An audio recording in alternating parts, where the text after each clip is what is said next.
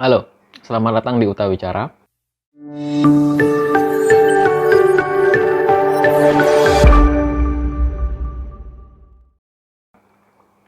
Setelah kemarin kita berbagi cerita tentang privilege menjadi manusia, kali ini saya ingin berbagi cerita tentang jalan raya. Ya, jalan raya yang saya beri judul Tatap Mata Jalanan. Apa yang menarik di jalan raya gitu? Apa yang menarik di jalan raya? Jalan raya itu ya mungkin bagi sebagian orang biasa ya, namanya jalan raya gitu. Jalan kalau nggak belok ke kanan ya belok ke kiri, atau kalau nggak naik ya turun gitu. Kalau ada lampu merah ya berhenti, kalau lampu hijau ya jalan gitu. Tapi saya adalah termasuk orang yang suka melihat segala hiruk pikuk dan kesibukannya masyarakat yang ada di jalan raya gitu. Karena saya melihat setiap orang yang ada di dalam perjalanannya ya, ada yang berangkat sekolah, ada yang berangkat ke kantor, ada yang berangkat ke toko, kemudian ada yang olahraga pagi mungkin, atau ada yang sekedar mencari sarapan. Itu setiap mimik wajahnya itu dan matanya itu menyimpan banyak makna gitu. Makanya saya termasuk orang yang suka gitu ketika ada di jalan raya, mungkin ya naik kendaraan pribadi, motor gitu, atau kendaraan umum gitu. Jadi saya suka melihat wajah-wajah orang yang ada di jalan raya gitu. Itu aktivitas manusia yang terjadi di pagi hari gitu. Gimana kalau aktivitas manusia pada sore hari? Ya jelas yang tadinya berangkat mungkin akan pulang gitu ya, pulang kerja, pulang sekolah, atau pulang kuliah gitu. Ataupun teman-teman UKM yang mungkin jualan di pasar kaget ya, jualan nasi goreng, mie goreng itu, mereka aktivitasnya malam nih ya. Biasanya mereka sorenya itu prepare gitu, persiapan mulai dari mendirikan tenda untuk makanannya, kemudian mulai memotong atau merajang bumbu-bumbu sampai kemudian stand makanan itu selesai atau ready to prepare lah ya, siap untuk dipersiapkan atau ready to serve lah ya, siap untuk disajikan gitu. Nah kemudian ada juga pemulung. Nah pemulung yang jalan di sore hari, dia udah selesai mencari barang-barang bekas, kemudian dikarungin dan dia jalan tuh menyusuri jalan-jalan yang ada di kota. Ada juga pengamen ya, pengamen ini kan aktivitasnya banyak malam juga gitu ya. Kemudian dia mungkin berangkat sore, kemudian jalan atau sampai ke titik mungkin di lampu merah gitu. Ada pengamen-pengamen yang juga persiapan tuh di sore hari gitu. Dia ke lokasi mungkin ke lampu merah, atau ada juga mahasiswa yang nongkrong di pinggir jalan sambil minum jus. Nah, ini menarik sih. Bukan hanya kopi gitu ya, ada juga jus. Kalau di sini saya lihat tuh ada juga kayak gitu. Jadi mahasiswa-mahasiswa ini sore itu dia nongkrongnya selain dia di kafe atau apa, mereka juga nongkrong di pinggir-pinggiran yang di daerah kampus gitu. Beli jus atau mungkin makanan-makanan yang ringan-ringan lah yang ada di sekitaran kampus. Apalagi aktivitasnya di malam hari. Ada yang mungkin berangkat kerja tadi, pulang, kemudian dia malamnya mungkin ngajak keluarga gitu, jalan malam ke taman atau jajan malam di UKM-UKM tadi gitu kan. Kemudian juga masih ada ojol yang masih narik sampai malam hari gitu, mencari customer di malam hari. Ada yang mungkin ngantar GoFood, ada yang masih ngantar customer yang mungkin pulang kerja, pulang lembur gitu. Dan masih banyak lagi sih aktivitas-aktivitas manusia yang terjadi di jalan raya selama satu harian. Setelah melihat itu semua, melihat aktivitas masyarakat di pagi hari, berangkat kerja, berangkat sekolah, kemudian sorenya mereka berangkat pulang, kemudian malamnya mungkin mereka jalan bareng keluarga atau jualan di malam hari gitu. Lalu saya berpikir gitu ketika melihat kegiatan masyarakat itu, andai saya jadi mereka gitu, situasi apa yang saya hadapi satu harian gitu. Kadang saya mikir gitu ketika mungkin kayak anak sekolah ya, kita ya saya juga dulu waktu masih sekolah gitu, berangkat pagi-pagi harus bangun pagi, kemudian sarapan, mempersiapkan buku mungkin ya ada yang malam, ada yang pagi gitu kan. Ya, mempersiapkan segala macam lah gitu. Kemudian di perjalanan mungkin saya masih ingat ada tiba-tiba teringat tugas gitu kan. saya nggak tahu nih di sekolah itu siapa yang mau saya salin gitu kan. Wah ternyata ketika saya sampai di sekolah, teman saya yang saya harapkan bisa saya salin tugasnya malah nggak ngerjain sama sekali gitu, atau sama-sama lupa gitu, ada yang kayak gitu. Kemudian ketinggalan atribut gitu, padahal saya tahu hari itu upacara gitu kan. Ya itulah, jadi anak sekolah tuh gitu, tugas, LKS ya, lembar kerja siswa, masih banyak lagi lah gitu. Satu mata pelajaran itu satu LKS gitu, kalau nggak ngerjain itu gimana gitu rasanya. Tapi itulah. Nah, kemudian ada yang berangkat kerja. Nah, berangkat kerja mungkin ada yang sambil nganterin anak sekolah juga kan. Dia pasti pikir pagi-pagi dia harus ketemu dengan teman kantornya, ketemu dengan pimpinannya, ketemu dengan kerjaannya mungkin sudah menumpuk gitu kan. Dan masih banyak lagi lah kalau orang kantoran ini. Kalau saya jadi orang yang pulang kerja di sore hari, saya pasti di jalan raya itu mikirin cicilan.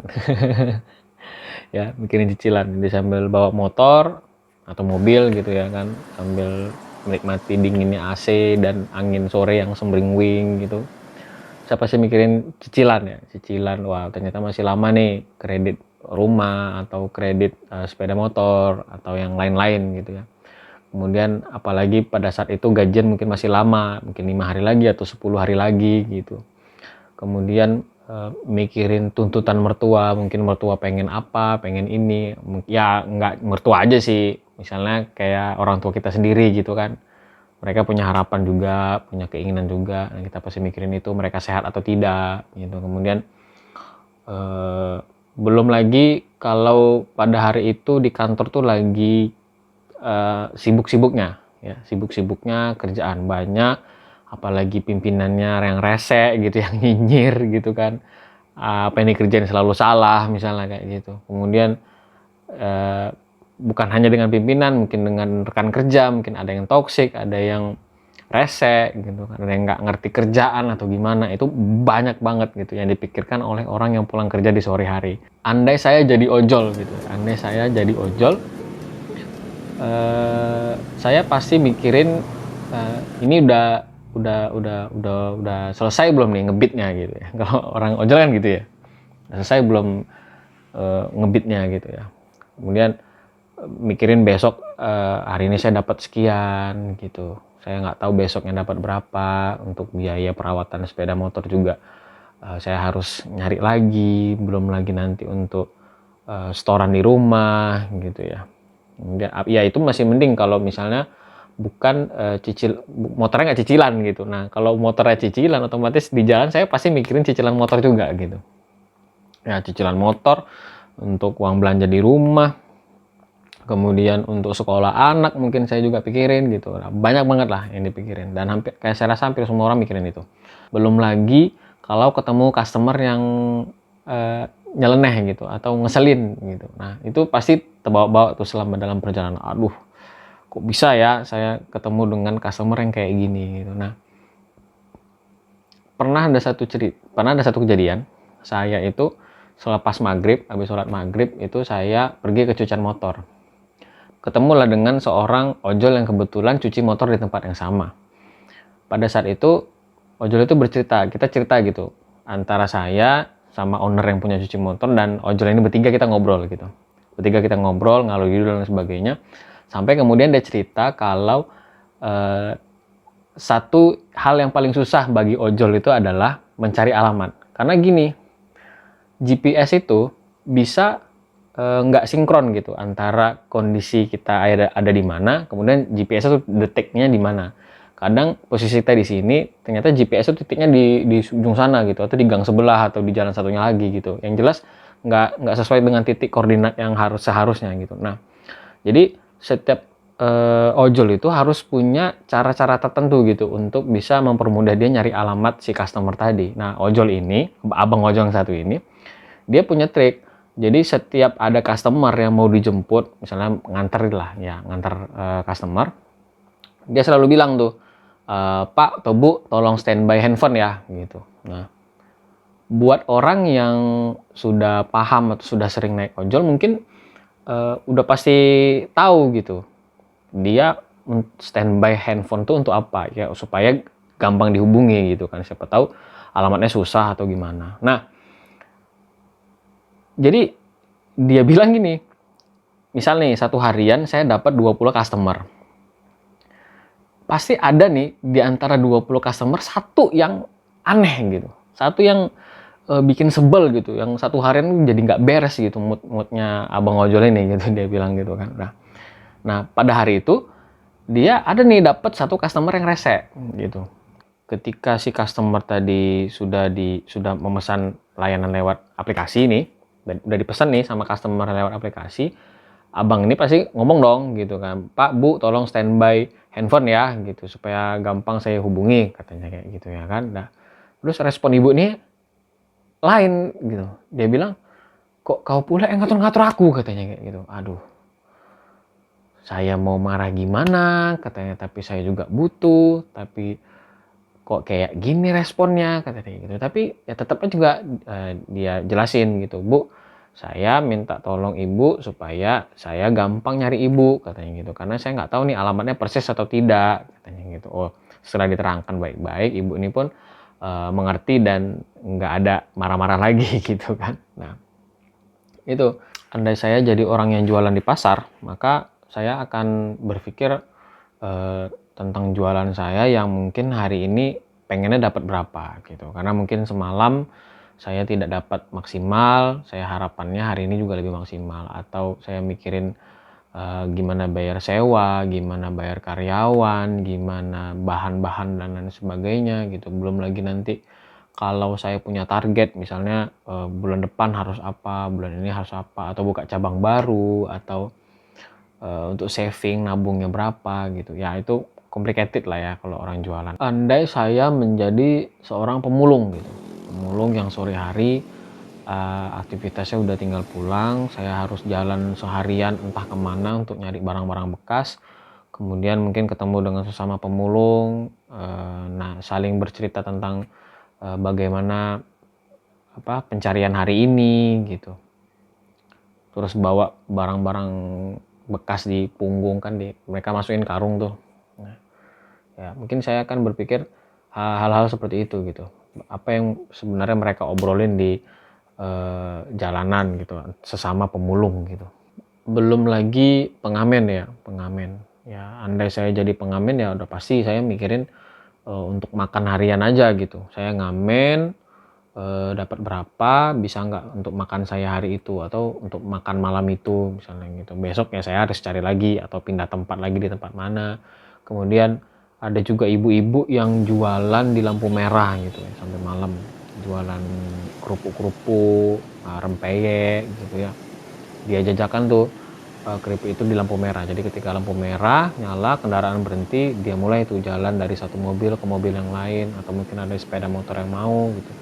Dan bukan cuma dia aja yang jualan di situ, ada teman-teman yang lain juga gitu kan.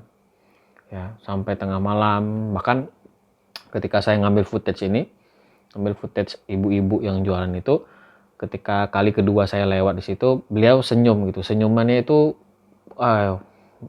penuh penuh makna ya. Ya memang begitulah berjuang hidup gitu ya di tengah-tengah perkotaan yang ya mau bagaimanapun harus dijalani gitu, memang harus dicari, memang harus diusahakan gitu. Kemudian ada juga adik-adik pengamen yang saya ketika ngambil footage itu mereka ketawa-ketawa dan nggak tahu kenapa mereka di in frame gitu ya, masuk ke kamera. Belum lagi para pencari kerja gitu, karena beberapa hari yang lalu itu ada salah satu hotel di Pekanbaru itu buka job fair ya. Sampai mulai pagi kalau nggak salah, mulai pagi itu hotel tuh udah penuh dengan para pencari kerja, dengan khasnya pakai baju putih hitam, ngantri, ada ribuan orang, bahkan nggak sedikit juga orang yang bermalam di situ sengaja untuk bisa dapat cepat masuk gitu. Karena kan kalau job fair itu ada beberapa perusahaan yang memang kuotanya misalnya 100 gitu, udah dapat 100 lamaran ya udah gitu, tutup gitu kan. Nah makanya mereka berlomba-lomba tuh, kalau bisa sepagi mungkin, atau bila perlu nginep tuh di tempat yang akan dilaksanakan job fair gitu. Setelah melihat itu semua ya, setelah saya sering mikir gitu, andai saya jadi mereka, andai saya jadi anak sekolah, andai saya jadi pekerja yang pergi pagi pulang sore, kemudian jadi OKM yang jualan di pasar kaget atau di pasar malam, ada lagi pengamen, ada lagi ojol, ada lagi ibu-ibu yang jualan di lampu merah gitu. Ada satu hal yang sering saya katakan setidaknya untuk diri saya sendiri gitu, yaitu udahlah gitu, cukup. Yang punya masalah di dunia ini tuh bukan hanya kamu gitu. Saya sering banget tuh kalau jalan-jalan melihat semua hal-hal yang ada di jalan raya itu, saya selalu katakan sama diri saya sendiri itu, udahlah cukup gitu. Kalau saya capek, penat, atau lagi ada masalah gitu, saya sering tuh pergi naik sepeda motor keliling kota gitu. Nggak singgah kemana-mana, cuma keliling kota gitu, yang melihat orang-orang seperti itu gitu. Para pengamen, penjual di lampu merah, kemudian ada yang pengemis, ada yang pemulung gitu. Saya melihat mereka itu sebagai refleksi bagi diri saya gitu, sebagai tempat berkaca bagi diri saya bahwa betapa bersyukur dan beruntung diri saya gitu. Makanya saya katakan sama diri saya tuh kayak gitu, udahlah cukup, yang punya masalah di dunia ini tuh bukan hanya kamu gitu. Mereka juga punya masalah gitu. Mereka juga mikirin cicilan, mereka juga mikirin tuntutan, mereka juga mikirin besok mau makan apa, mereka juga mikirin anak mereka sekolah perlu biaya, perlu jajan, atau perlu baju. Belum lagi istrinya mungkin udah lama nggak dibelikan hadiah, mereka mikirin mau hadiah apa, atau mau ulang tahun pernikahan, ya macam-macam lah gitu. Intinya semua orang yang ada di jalan raya itu pasti punya masalah dan pasti punya pikiran-pikiran yang membuat mereka melamun di jalan gitu, atau setidaknya mereka ingin mencari jalan keluar deh, ini saya punya hal-hal seperti ini, mau saya carinya di mana gitu. Nah, mereka semua pasti punya kayak gitu. Bedanya mereka itu nggak saling cerita gitu, masalah mereka itu apa. Sekalipun kalau di pasar kaget ya kan pasti banyak tuh ya orang yang jualan-jualan gitu. Satu stand dengan stand yang lain itu nggak akan saling cerita gitu, gimana jualannya hari ini, rame apa nggak, sepi apa enggak gitu, mereka nggak cerita gitu. Yang mereka lakukan ini jualan gitu, kerja ya kerja gitu. Walaupun orang kantor penat di kantor apa segala macam, dia tetap kerja gitu.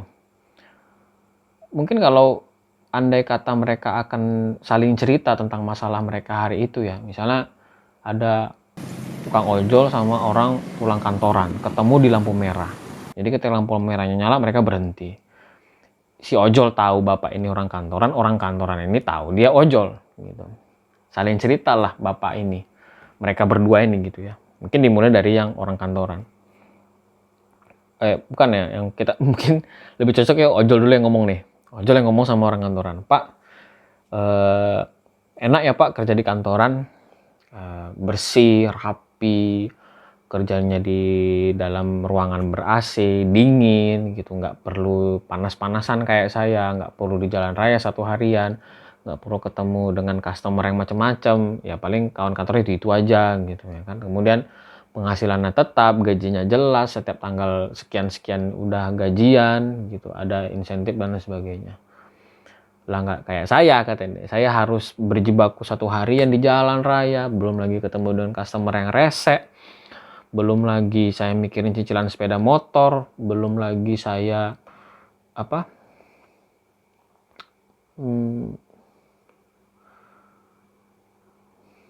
belum lagi saya mikirin besok anak saya masuk sekolah perlu biaya gitu. Ya enak lah bapak gitu. Terus orang kantornya bilang, wah dari mana saya enaknya? Mungkin sekilas sih oke lah, kerjaan saya bersih rapi, masuk di ruangan AC. Tapi lebih enak bapak katanya kayak gitu. Bapak di lapangan satu harian gitu kan, kena matahari, mungkin lelahnya beda gitu, lelahnya beda. Kemudian ketemu berbagai macam orang. Lah saya Pak, memang gaji jelas, setiap tanggal sekian saya gajian, tapi cicilan saya banyak, belum saya bayar KPR lagi, belum saya bayar motor, kemudian anak nggak sekolah, belum lagi bos saya nyinyirnya luar biasa, teman kantor saya nggak tahu diri misalnya kayak gitu. Ya capek Pak, katanya kayak gitu kan, capek jadi orang kantoran tuh capek gitu. Nggak seperti nggak seindah yang Bapak bayangkan gitu. Jika pikiran itu dapat berbicara ya, misalnya nih di jalan raya nih kan kita tahu semua orang punya pikirannya masing-masing dan tidak akan saling cerita gitu, satu orang dengan orang yang lain. Kalaulah kita mampu mendengar pikiran manusia dan pikiran kita itu mampu berbicara dengan bahasanya sendiri, maka mungkin yang kita dapati di jalan raya itu adalah kebisingan yang luar biasa gitu. Karena setiap orang yang ada di jalan raya itu ya pasti punya pikiran yang meresahkan gitu. Mungkin dia resah tentang cicilan, tuntutan dan sebagainya gitu. Betapa ramainya itu bahkan melebihi ramainya pasar jalan raya itu. Dengan semua pikiran manusia, dengan semua tuntutannya dan semua kesibukannya, yang menarik dari itu semua adalah mereka tidak berhenti sampai di situ aja. Yang ojol tetap narik, tetap cari customer setiap harinya, bahkan sampai malam tetap ngantar customer, tetap ngantar GoFood. Yang kerja kantoran juga pergi pagi tetap pulang sore gitu, atau bahkan lembur besoknya juga kerja gitu kan. Sekalipun dia tahu mungkin penghasilan ojol tidak tetap, mungkin yang kantoran dia bakal ketemu dengan orang yang sama, dengan orang yang mungkin dia buat kesel kemarin gitu, atau pimpinan yang luar biasa nyinyir misalnya gitu. Dia tetap kerja gitu, dia tetap cari customer, dia tetap kerja. Yang jualan juga gitu, jualan sekalipun dia tidak bisa jamin hari itu dia dapat berapa atau bisa menjualkan produknya berapa, ya dia besoknya tetap jualan lagi. Kemudian pengamen tadi juga besoknya tetap ngamen lagi. Ibu-ibu yang jualan di lampu merah ya besoknya bakal jualan lagi gitu kan. Semua tidak berhenti gitu, mereka tetap melakukan terus dan terus gitu. Tetap melakukan apa yang mereka kerjakan itu besok harinya. Yang jadi pertanyaan adalah mengapa mereka tidak berhenti melakukan apa yang jadi rutinitas mereka? Karena mereka yakin di setiap segala kesulitan dan hambatan yang mereka rasakan dalam pencarian rezeki itu adalah cara Tuhan untuk mempersiapkan diri mereka kepada sesuatu hal yang lebih besar, yang lebih indah, yang lebih luar biasa dari masalah tersebut gitu. Karena semua akan berakhir pada waktunya gitu. Semua akan berakhir pada waktunya. Entah itu berakhir dengan indah, dengan baik, atau dengan buruk, atau tidak sesuai dengan keinginan kita. Tapi setidaknya semua masalah itu pasti akan berakhir gitu. Pasti akan ketemu gitu. Ending story-nya tuh seperti apa. Semua akan ketemu dengan titik akhirnya. Itu sebabnya mereka tidak berhenti. Mereka tetap bekerja, mereka tetap berusaha, mereka tetap berkarya. Dan mereka juga tidak berhenti menaruh harapan dalam doa yang setiap hari mereka dengung-dengungkan dalam ibadah mereka. Sekian video kali ini, terima kasih sudah mendengarkan, sudah menonton. Semoga bermanfaat dan jangan lupa untuk di subscribe, like, dan share ke teman ataupun keluarga kalian gitu. Mudah-mudahan semuanya bisa mendengarkan dan mendapatkan manfaatnya.